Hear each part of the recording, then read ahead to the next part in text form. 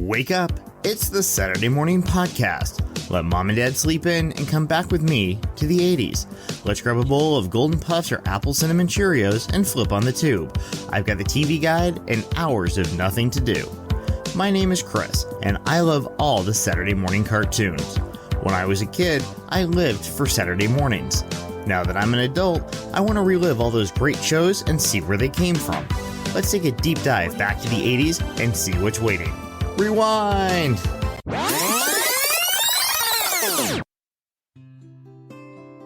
This week, we were sent a Saturday morning memory. Scott writes, "Hey Chris, I remember watching Thundar the Barbarian in the early 80s after walking home from middle school.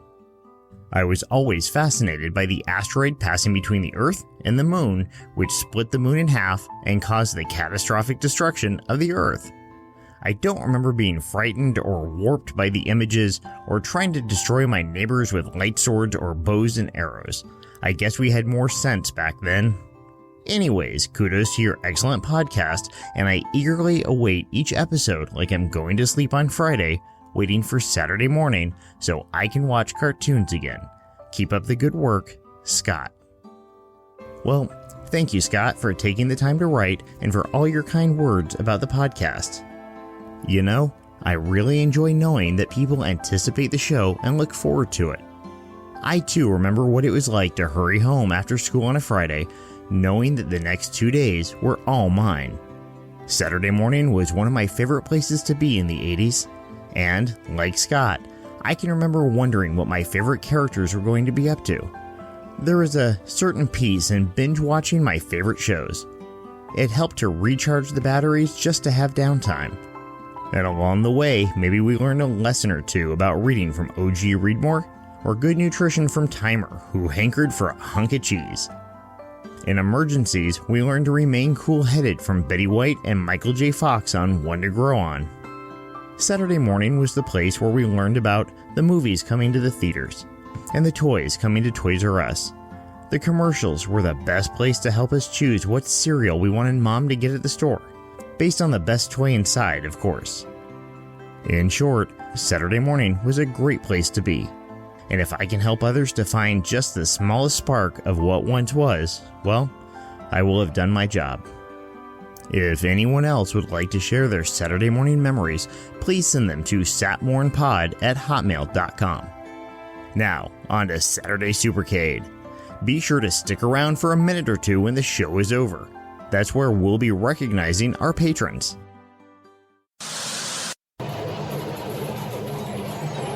In the early 80s, the sensation that took every kid by storm was video games. Not just the one or two you could play at the laundromat or movie theater, but the games you played when you got to go to the arcade. Sure, some kids had an Atari, but it wasn't the same. There was no better weekend quarter waster than playing Donkey Kong, Pac-Man, or any of the others that suddenly appeared in pop culture. What could have been better than going to the arcade? CBS had the answer. Bring the arcade to your living room every Saturday through the magic of television. So grab a joystick and sit back as we take a look at Saturday Supercade.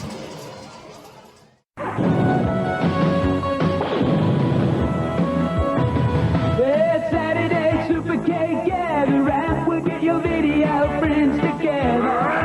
Yes, Saturday Supercade is time for fun, and no one else can do it better. And it feels so right, because it's Supercade time. Let's have the Supercade fun.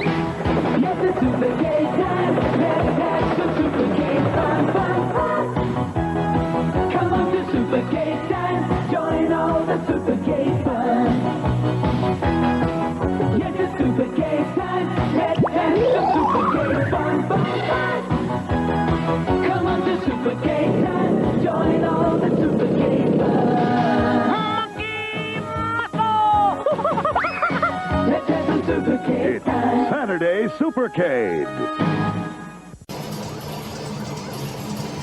In the fall of 1983, CBS launched the Saturday Supercade in the 8:30 time slot. It was part of the new CBS Superstar Saturday. The ad that ran in TV Guide had pictures of the new shows stacked with dots around them. kids could connect the dots to make a rocket ship to blast off to fun.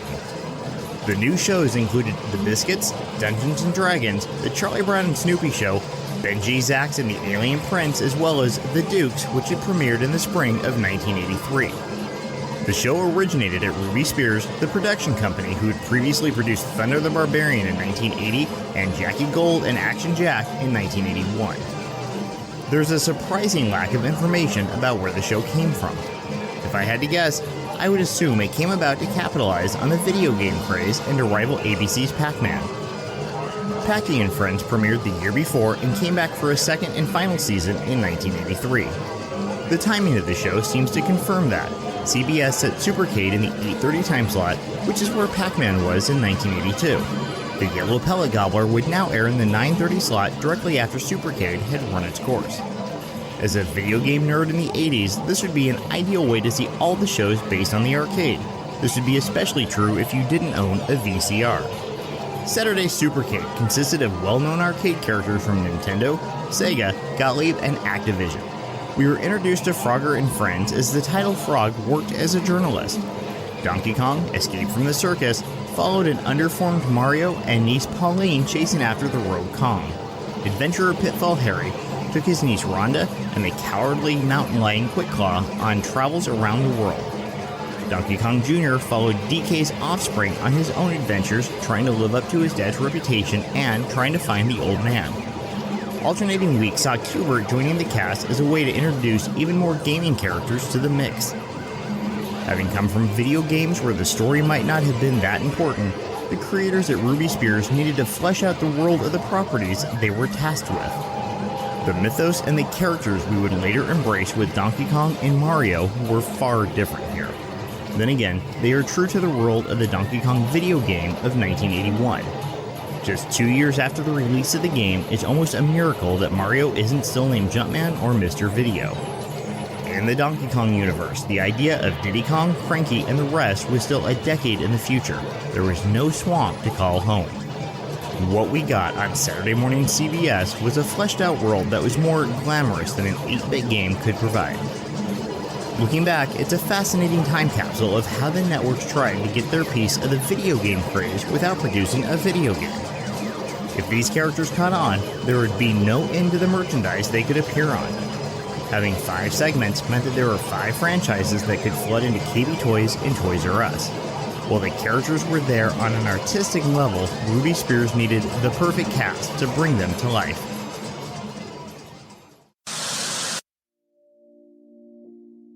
The show relied on voice actors that were veterans of the Ruby Spears studio, especially producing multiple segments every week. Frank Welker was brought on to voice Donkey Kong Jr., but would go on to voice a total of 12 characters in the run of the show. At the time he was on Supercade, Welker also voiced the dog Chomp Chomp on rival show Pac-Man. Bart Braverman played Bones, Donkey Kong Jr.'s friend. The actor has a stream of credits going back to the early 1950s as a child actor. In the years since, he intersected with all the major hits such as Rawhide, Wagon Train, MASH, and a slew of others. Mario, minus the outrageous Italian accent we would come to associate with the character, was voiced by actor Peter Cullen. Like Welker, Cullen was Pac-Man's pet cat Sourpuss on the ABC video game-based show. Judy Strangis, who played Mario's niece Pauline, had worked with Ruby Spears playing the title character in Goldie Gold and Action Jack. In live action, she was known as Dyna Girl on the short-lived superhero series Electra Woman and Dyna Girl, co-starring with Deidre Hall. Rounding out the cast of Donkey Kong was Soupy Sales as the runaway ape.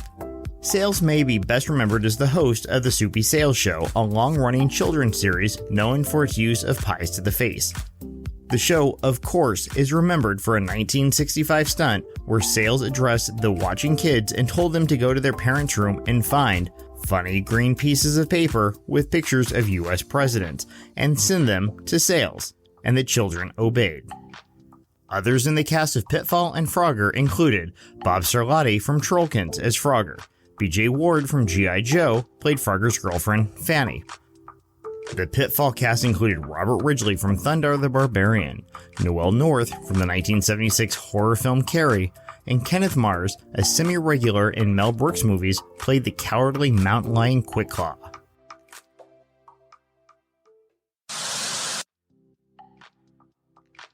If that wasn't enough voice talent, the guest stars providing additional voices were a big deal in their own right. Behind the scenes, you could find Alan Young of The Time Machine, who would go on to play Scrooge McDuck in DuckTales, Don Messick, lead character from Scooby-Doo Where Are You?, and the legendary June Foray, famous for playing Rocket J. Squirrel on Bullwinkle, Magic Dispel on DuckTales, and the voice of Granny for Looney Tunes.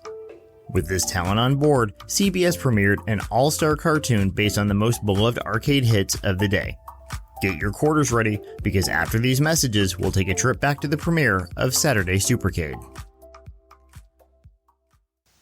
Now, on your breakfast table, Donkey Kong brand cereal. Crunchy berries are fun for breakfast. Donkey Kong cereal. Sweet, crunchy corn taste will drive you ape. You love the crunch. Donkey Kong cereal. Crunchy berries are fun for breakfast. It's part of this complete breakfast. Donkey Kong cereal. You love the crunch. What do you want to call your cookies, Mr. Keebler? Chips what? Well, let's see. The chips are big. Chips big. Wait, they're soft, too. Chips soft. Our chocolatey chips are so big and soft, they practically melt in your mouth. We put them in cookies made with real eggs and brown sugar. So we need a name that's special. Call them Chips Deluxe. Chips Deluxe. That's special, or my name isn't Cecil B. Deluxe. Chips Deluxe with big, soft, chocolatey chips. Hey, Roger! Oh, it's my kid brother. What are you doing? Leaving for the arcade. With no money? Oh. You can still play Burger Time. See, I just made another burger. Hey, let's see. Wow. See, it's really neat. Except you don't need quarters. Yeah, right. Where'd he go? So great. My little brother. Right. Yeah, right. Yeah. This is the new portable electronic game, Burger Time. New from Mattel Electronics. Catch Dance Fever tonight at 6:30. If you watched the premiere of Saturday Supercade, the date was September 17th, 1983. Ronald Reagan was the President of the United States. America was listening to Puttin' on the Ritz by Taco, the #1 song in the land. Moviegoers went to theaters to see Michael Keaton and Terry Garr in Mr. Mom, enjoying its second straight week at #1. On the TV guide was the presentation of Miss America in 1982. The caption read, "Behind Our Love-Hate Affair with Miss America." If you were a kid in 1983, maybe you got up early and got yourself breakfast. Maybe you had cereal like a bowl of Donkey Kong Jr. or Cracker Jack cereal. If you were a CBS kid, you were blasting off for fun. If you got up at 7 o'clock, you were treated to an hour of Captain Kangaroo, followed by the Biscuits. At 8:30, it was time to bring the arcade to your living room. The opening couldn't have been any more 80s if it had tried. There was a synth-driven theme song explaining how the Saturday Supercade would get your favorite video game pals together. We see brief previews of all the shows with neon pixel interstitials to separate them. And all of our friends are here: Frogger, Donkey Kong, Pitfall Harry, Q*bert, and Donkey Kong Jr. Let's join the Supercade fun. Now for the show. No wait, there's a preview of what's coming up on today's episode with the earworm theme playing all over it. Pitfall Harry's plane is spiraling to the ground. Donkey Kong Jr. is riding a motorcycle. Frogger gets run over by a steamroller. Mario and Pauline don't get Donkey Kong, who's dressed as a 1940s gangster. Got it? Ready for the show? And here's Space Invaders. Nope, false alarm. It's a commercial bumper. A commercial? This thing just started and they need to tell me to get a Happy Meal? Okay, now we're back and Frogger has his own theme song. It's like pulling teeth just to get to the start of the show. When you gotta have a story, or you're gonna lose your job. When there's no escape from the danger, and you're working for a fraud. So you get a little shell shock, and a fanny helping too. Then you gotta be my Frogger. You gotta be my Frogger, and I wanna be with you. Here we go. For real. Frogger brings us the misfortune story, and we find Frogger being chewed out by his editor at the newspaper. The editor shows Frogger that a rival newspaper reported on a gold robbery while their own paper covered a charity event. Pissed off, the editor charges Frogger with solving the crime and getting the scoop for the Swamp Gazette. Guess the editor doesn't know the difference between a reporter and a police detective. When a 1930s style phone rings, Frogger gets a tip from his mouse buddy named Mac that there's going to be a charity auction to auction off the golden tortoise. While this seems to be something that should have been printed in a paper to draw attention to the event, it is instead a secret thing. A fortune teller and a strongman wearing a mask and Speedo are all listening. Mac leaks that a fortune teller and a strongman are at every party, giving Speedo Man and his girlfriend an idea. I have a feeling that the strongman may have been a reject from the Village People. Frogger, Fanny, and Shelley travel to their event in style, on the bus. Shelley isn't a frog, by the way, he's a turtle with a shell, so the writers named him Shelley after thinking about it for 3 seconds. Apparently the frogs live in a world inhabited by humans, as the humans gawk at Frogger and friends when they get on the bus. I wonder if this series ever fully explored why talking frogs were writing the newspapers. Getting off the bus, Frogger and crew come face to face with a mansion, but they have one task to go. They have to cross the street. This is it. This is the game. They sidestep cars and trucks and even jump into a manhole. Just when Frogger thinks the coast is clear, he's hit with a steamroller. And he is flat. Like every bone in his body has to be shattered. There's no way he's going to be okay or get on with the show. This is game over. Nope, wait, he's fine. Shelley inflates Frogger with a bike tire pump and they cross the street. At the fanciest of parties, the snooty hostess is surprised that amphibian life is at her party but gets permission to interview her guest. Fanny uses an outrageous snooty accent to interview the even snootier guests about the strongman and the fortune teller. About to get answers, Frogger's huge tongue lashes out for hors d'oeuvres and knocks the rich people into the pool. At the palm reading tent, the fortune teller knows why Frogger and Fanny are there. She predicts death for the frogs if they follow the story, and then she vanishes. At a warehouse, the gang find themselves running from barrels tossed out by the strongman. They run and jump for their lives, but get sealed into the paint barrels by the strongman. The strongman ties Frogger and friends to a conveyor belt headed for a green acid vat. He's so sure of the amphibian's fate, he leaves to continue his job of being up to no good. Meanwhile, the frogs fall into the acid, re-emerging with bone-white skin, a hideous smile, and vowing to take down Batman. Wait, no, here's what actually happened. Using some tongue action, they stop the conveyor belt and head back to the auction for the golden tortoise. Back at the auction, Frogger paints Shelley gold and he's a stand-in for the statue. Well, up on the auction block, there's a blinding smoke screen and Shelley disappears. Frogger knows they'll catch the thieves when Shelley reports in. Shelley calls in that the thieves will be at the dock and they plan to melt down the gold statue. Arriving at the dock, Frogger and Fanny find Shelley is about to be melted down or turned into turtle soup. The thieves melt down gold and smuggle it out of the country disguised as dumbbells. Frogger kicks the door open and the fight ensues. Shelley is saved and the thieves are foiled. The strongman is restrained by life preservers he can't escape. The fortune teller is taken down and it's revealed they are the rich folk from high society. The police show up to make the arrest and Detective Frogger has solved the case and gotten the headline for the Swamp Gazette. Game over.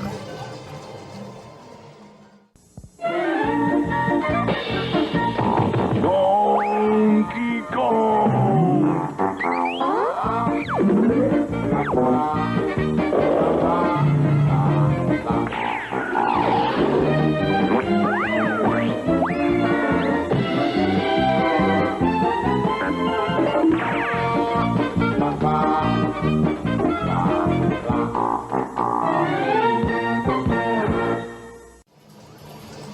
On Donkey Kong, we get Mississippi Madness, a story that opens with Mario and Pauline on a riverboat rolling on the river.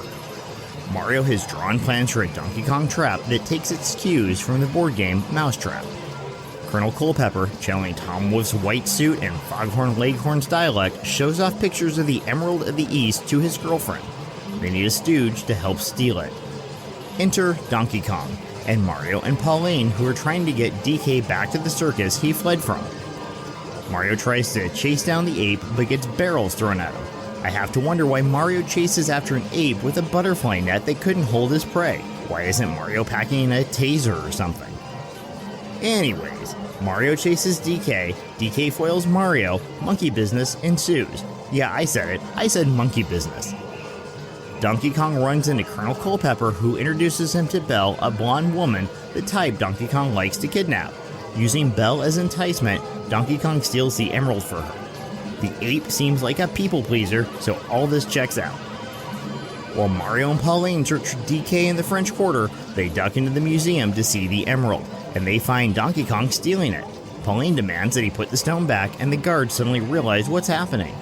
Donkey Kong thwarts the guards and kidnaps Pauline, with everyone giving chase around the museum. Mario and Donkey Kong duke it out, despite the fact that Pauline is holding the emerald but waiting for rescue. Too bad you can't rescue herself, or this would be a short episode. Donkey Kong grabs Pauline and the emerald and they hide in the swamp. But Mario finds the ape and springs his very elaborate trap from earlier on the simian. Before it captures Donkey Kong, Colonel Culpepper rides up in his boat, ruining the trap. DK loses the emerald, but Culpepper gets it, and gets the trap meant for Donkey Kong. He got the emerald, but Donkey Kong hops a bus to keep the series going. And did I miss something? This was called Mississippi Madness, but I think it all takes place in New Orleans. In Louisiana. Maybe that was the madness. The emerald confused the holder about what southern state they were in. Game over.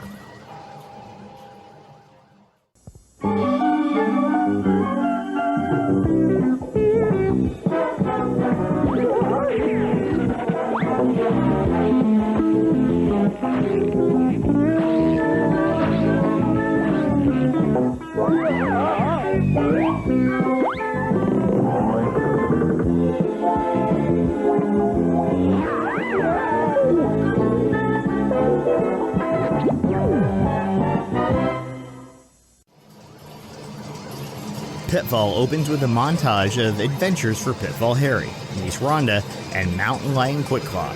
It's obvious Pitfall and Donkey Kong take place in the same universe because Harry has Mario's butterfly net and actually catches a falling Quick Claw with it. Maybe it could catch an ape. Anyways, Raiders of the Lost Shark is an obvious reference to Indiana Jones and very much of this time. On the beaches of Hawaii, we find Pitfall Harry, Rhonda, and Quick Claw. Since they're all on a tropical beach, all of them are fully clothed. Except Quick Claw, who is naked and wearing a mask. Which sounds insane to say. The mountain lion also has a high-tech gadget that expands into a private room on the beach complete with recliner, TV, and huge 80s-style speaker stereos mounted on the walls. Harry gets a call on, get this, a cordless phone. The Admiral calls. He's got a mission to the Coral Islands to stop Harry's old nemesis, the shark. Quick Claw hears the mission and quickly claws a hole in the sand to hide. A mysterious bearded figure in a trench coat reports that Pitfall Harry is a problem for him, and he's talking, get this, on a public payphone. Trenchcoat sabotages an airplane, and it's revealed he works for the Shark as he drives away on his motorcycle. The sabotage plane is the one Pitfall Harry and his entourage are flying on. Back in the 80s, airport security was totally lax. In mid-flight, Quick Claw digs into a picnic basket to keep up his strength. He manages to pull out a huge python, dresses it like a sandwich, and freaks the F out when he realizes what he's done. And in the aftermath, he destroys the plane's joystick, sending the plane twisting towards the ocean. Taking his time, Harry rubs the snake's belly and, once calm, forms the snake into a new joystick and the day is saved. Quick Claw, by the way, sounds like he's doing his best Burt Lair to drive home the point he is a cowardly lion. Landing on the water, the team gets into their wetsuits. They need to beat the shark to the sunken treasure off the coast of Coral Island. It is underwater that Rhonda refers to Harry as Uncle Pitfall. Does that mean Harry is his last name? Swimming into a cave, the group trips an alarm that alerts the shark they are there. As the cave is about to cave in, Pitfall disconnects his air tube and uses it as an air jet to move out of the way. The team follow and they find safety, the shipwreck, and the shark's shark-painted Shark Marine submarine. Pitfall and the gang try to stay cool as the shark releases sharks from the sub to sick the scavengers. Pitfall wrestles the sharks and feeds a shark to crocodiles waiting in a huge clamshell because the 80s. Pitfall rescues Quick Claw from being eaten, possibly an action the hero will later regret. The Cowardly Lion has no good skills except to cower in fear. For Pitfall, I see this more as a liability and not a positive. The gang realize they need to get to the shark's secret hideout on Coral Island. Landing on the island, it's decided to split up to find the shark. Moments later, on a rope bridge, the gang are reunited as the shark and his goons chase after Quick Claw. The shark destroys the bridge and the trio of goodies swing into a waiting cave. The shark heads out with his treasure of gold, hoping to sell it on the black market. Launching a log from a makeshift slingshot, Pitfall and Rhonda cobble together in 3 seconds, they try to stop the shark submarine from leaving the island's bay. This is the same sub that's dragging Quick Claw because comedy had to come from somewhere. It didn't come from here. When the shark submarine hits the beach, he's caught and facing 20 years in prison for stealing the treasure. Back on the beach in Hawaii, Rhonda recaps the adventures as Quick Claw tries to surf.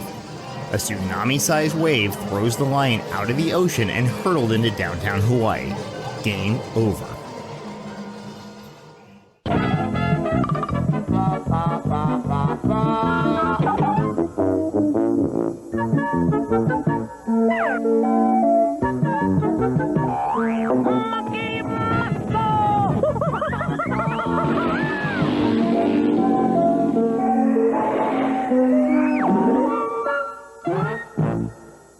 Donkey Kong Jr. flexes his monkey muscle in Truck Napper Caper. On motorcycle, Jr. is driving him and Bones through the state of Texas looking for Jr.'s father. A truck full of rednecks try to run them off the road duel style. Is it just me, or does Bones seem like Dave Seville trying to play the Fonz?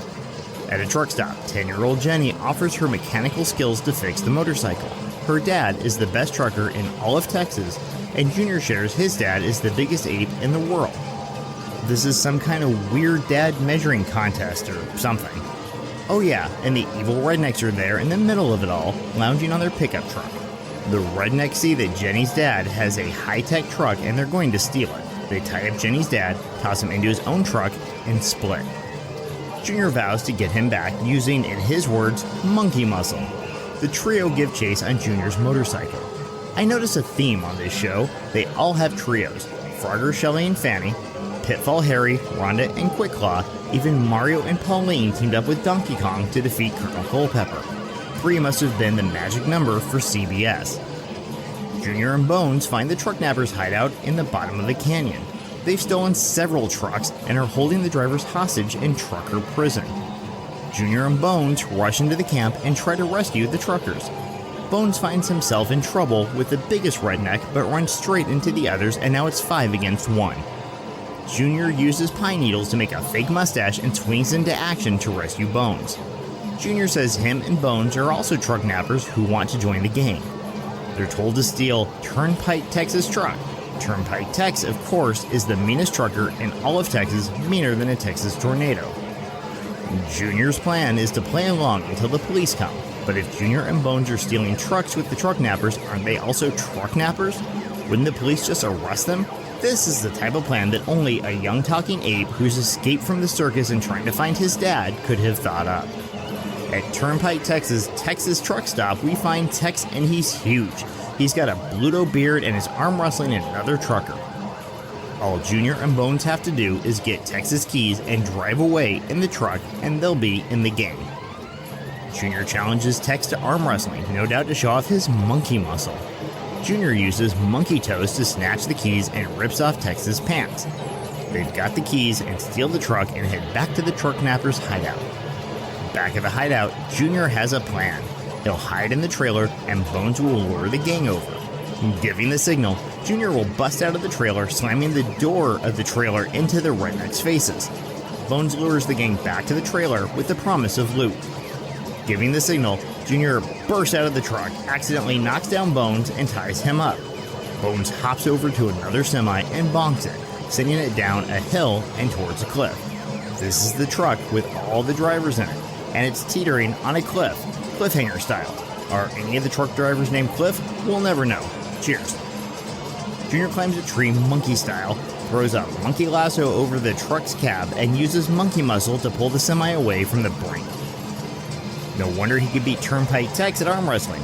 Couldn't he have beaten the truck nappers to a pulp to save the day instead of going through all this trouble?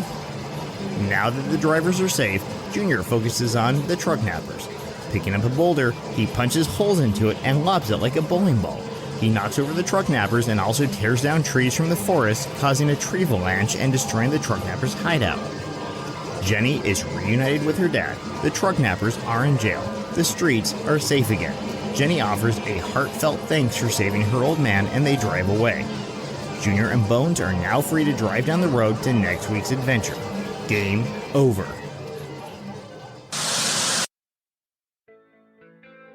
Overall, Saturday Supercade ran for 2 seasons, airing 26 episodes, spanning 7 main characters and boasting 98 segments. In the second season, Supercade found itself in Pac-Man's old time slot at 9:30. This time, it was paired with Pole Position, another game-based show directly after. In the second season, the show expanded to include segments based on the Space Ace and Kangaroo video games. As with most shows of the 80s Saturday morning landscape, Supercade was up against the Smurfs. Is that what did it in? It's possible that CBS was dissatisfied with the ratings against the Smurfs and wanted to try a new direction. It is also possible that by the spring of 1985, it was clear arcade games were living a very different life. They were starting to become more sophisticated. Many were released with game booklets explaining a game's backstory and landscape.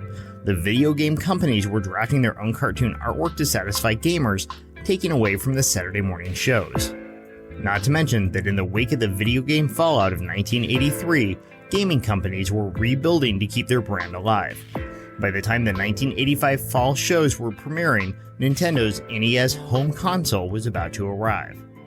Kids didn't need to watch shows about their favorite video games. They just needed to convince their parents to buy a Nintendo Entertainment System or other popular console of the time. In the arcades, games like Pac-Man, Frogger, and Donkey Kong were dated. They looked archaic next to Gauntlet and Hang On. When Saturday Supercade didn't return in 1985, it was replaced with Little Muppet Monsters and Hulk Hogan's Rockin' Wrestling. 2 shows that had nothing to do with video games and an indication that Saturday morning was moving on. Ahoy! Thanks to my new sweepstakes, this young fellow won 5 minutes in a toy store to get all the free toys he can. You can win, too, in the Cap'n Crunch Toy Store Sweepstakes. Each specially marked box has a glow-in-the-dark poster. I'll turn out the light. If it says you win, I won! you'll go on one of 500 free shopping trips. Chance of winning 1 in 46,000. Now that's a prize worth checking out. For a free poster, write Cap'n Crunch, Box 4208, Young America, Minnesota, 55399. Alternate prize, $1,000. Swiss Miss pudding bars.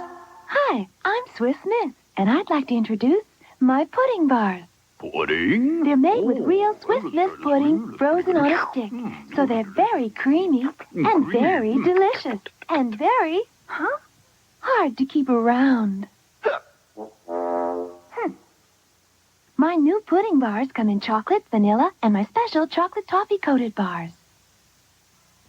There's only one Capri Sun. It's great tasting fun when you punch open one. There's only one Capri Sun. It's great tasting fun when you punch open one. Lemonade, apple, orange, fruit punch, and grape. It's Capri Sun. There's only one Capri Sun. Now you can buy a Capri Sun jacket, t-shirt, kite, and backpack with proof of purchase from a 10-pack plus the cost of each item. You can look inside your 10-pack for details. This is CBS.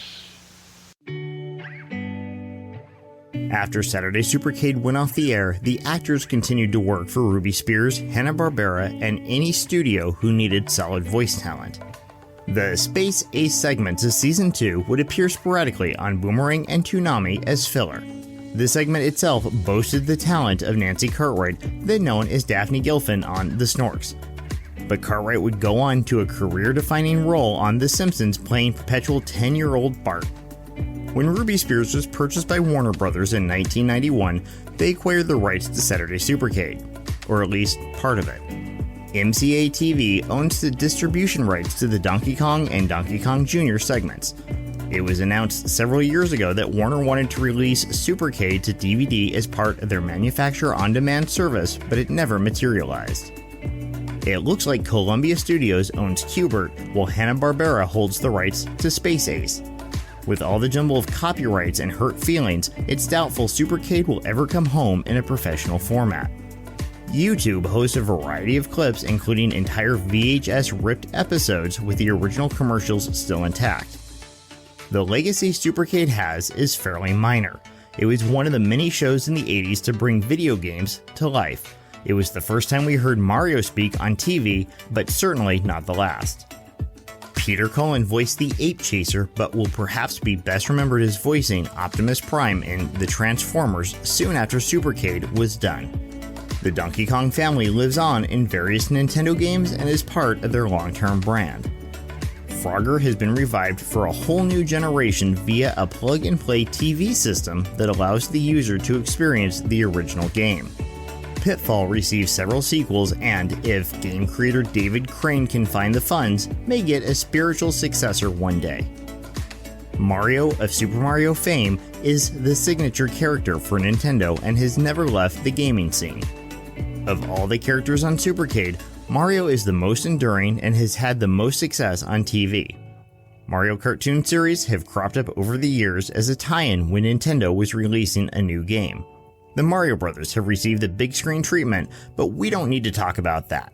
Illumination Studios, creators of the Minions, are currently at work on a CGI big screen adaptation of Super Mario. Saturday Supercade continues to live on in the hearts and minds of the kids of the 80s.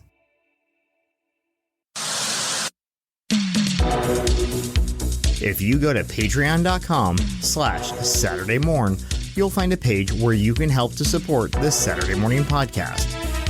There's a $5 level for general support and a $10 level that unlocks some goodies. At $10 a month, you get entered into a drawing to win a signed production script of an episode, bonus content, a membership card, email priority for all Saturday morning memories and general comments, and a monthly shout out in an episode. As long as you keep supporting us, we'll keep recognizing you. This month, we recognize Scott Gunstream, our first patron. Scott, thanks so much for helping to make these episodes possible. Until next time, thanks for tuning in.